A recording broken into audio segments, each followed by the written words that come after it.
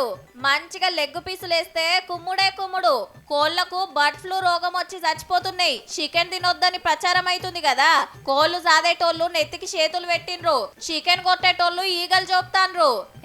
ఉడకబెట్టి తింటే ఏం కాదని చికెన్ ముక్కలు నూనెలో గోలిచ్చి ఫ్రీగా వంచిండ్రు. మెదక్ జిల్లా నర్సాపూర్లా లోకల్ ఎమ్మెల్యే సునీత మేడాన్ని పిలిస్తే మేం తింటున్నాం, మీరు సుతా తినుండ్రి, ఏం కాదని గిట్ల సాటింపేసింది.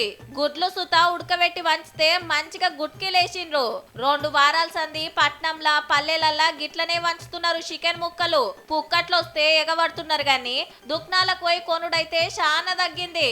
అంటే ఫ్రీగా తింటే బర్డ్ ఫ్లూ రాదేమో మరి. కరోనా టైంలో కూడా కోళ్లు తింటే వైరస్ అంటుతుందని పుకారు పుడితే మటన్ కు గిరాకీ పెరిగింది, చికెన్ షీప్ అయింది. తినుండ్రి ఏం కాదని చికెన్ మేళాలు పెట్టి పుక్కట్ల వంచితే అప్పుడు సుతా గిట్లనే ఎగబడ్డరు.